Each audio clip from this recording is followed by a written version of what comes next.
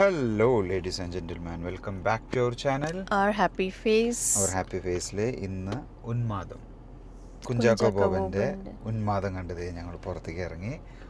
പടം നമ്മൾ സ്റ്റാർട്ട് ചെയ്യുമ്പോൾ എങ്ങനെയാണെന്ന് വെച്ചാൽ നമ്മളൊരു സംതിങ് ഒരു mystery, suspense, crime, horror, crime thriller എന്നൊക്കെ പറയാൻ പറ്റും. സൈക്കോളജിക്കൽ എല്ലാം മിക്സ് ആണ്. ഒരു എനിക്ക് പടം ഇഷ്ടമായി. Directed by Kiran Das. ആളുടെ തൊണ്ടി മുതലും ദൃക്സാക്ഷിയും ആ ഒരു മൂവിയൊക്കെ നമ്മൾ ആ ഒരു ഫേസോ എന്താ പറയാ, സെയിം ജോണർ, ആ ഒരു ടൈപ്പ് തന്നെയാണ്. ആ ഒരു രീതിയിലാണ് പോകുന്നത്. അതായത് ഒരു ഒത്തിരി അടിച്ചുപൊളി കയറി വരുന്നില്ല, എന്നാലും ഒരു സോഫ്റ്റ് ആയിട്ട് നമ്മളെല്ലാരും പക്ഷെ നമ്മളെ ഇരുത്തി വെക്കും ആ മൂവിക്ക്. മീൻസ് നമ്മളെ ഒരു ഫുൾ ആ മൂവിക്കകത്തോട്ടാക്കും, ഇൻവോൾവ് ആക്കും. നമ്മള് ബോർ അടിക്കത്തില്ല.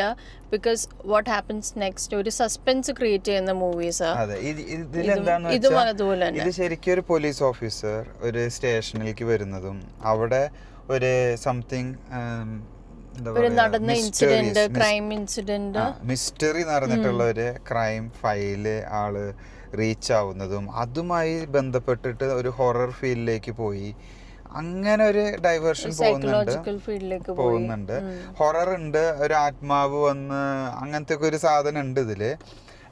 എനിക്ക് തോന്നുന്നത് ഫസ്റ്റ് ഹാഫ് വരെ ഭയങ്കര മൂഡായിട്ടിരിക്കുന്നുണ്ട്. നല്ല ഫസ്റ്റ് ഹാഫ് നമ്മളെ ഇരുത്തുന്നുണ്ട്. It's very suspense.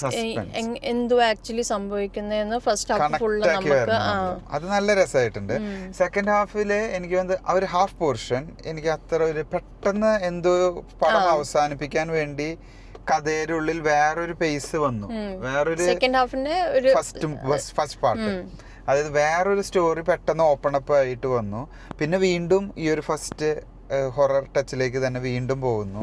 എല്ലാം കൂടി പെട്ടെന്ന് ലാസ്റ്റ് ഒരു 45 minutes ആകുമ്പോഴത്തേന് we are getting into the real story, what exactly happened. Second half ആകുമ്പോൾ പെട്ടെന്ന് പടം അവസാനിപ്പിക്കണം എന്നുള്ള രീതിയിൽ പടം കുറച്ച് സ്പീഡപ്പ് ആയി. എന്നാലും കുഴപ്പമില്ല. ഓൾ ടുഗദർ ഒരു പാക്ഡ് ഹൊറർ ഉണ്ട്. ഹൊറർ എന്ന് പറയാൻ പറ്റില്ല, എന്നാലും നമുക്കൊരു ഫീൽ ഉണ്ട്.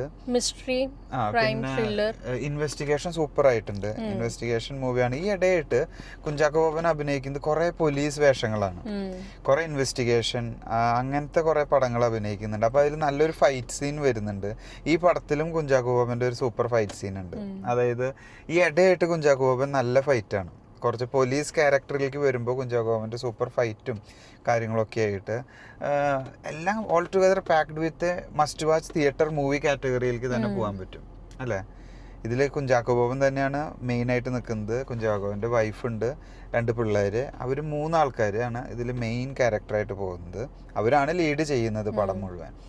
പിന്നെ പറയുമ്പോൾ പാട്ടുകളിൽ ഒരു പാട്ട് എനിക്ക് ഇഷ്ടപ്പെട്ടു. കുറച്ച് നമ്മുടെ നാടൻ ടച്ചൊക്കെ കലർത്തിയിട്ടുള്ളൊരു പാട്ട്, ഫസ്റ്റ് പാട്ട്, അതെനിക്ക് കുറച്ച് ഇഷ്ടപ്പെട്ടിട്ടുണ്ടായിരുന്നു.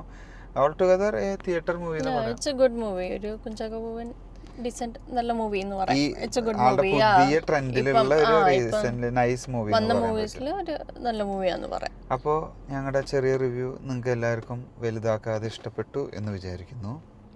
ഇനി ഞങ്ങൾ ഒത്തിരി വലിച്ചു നീട്ടുന്നില്ല, നിങ്ങളെ ബോറടിപ്പിക്കുന്നില്ല. വേഗം തിയേറ്ററിൽ പോയിട്ട് ഇത് കാണുക. ഒപ്പം ഞങ്ങളുടെ ചാനൽ ലൈക്ക്, ഷെയർ, സബ്സ്ക്രൈബ് ഇത് രണ്ടും ചെയ്തിരിക്കണം. 2 അല്ല 3 ലൈക്കും ചെയ്യണം, ഷെയറും ചെയ്യണം, സബ്സ്ക്രൈബും ചെയ്തിരിക്കണം. Okay, please. അപ്പോൾ നമുക്ക് പരിപാടി ഉഷാറാക്കാം. So that's it. Thanks for watching. See you next time. Bye.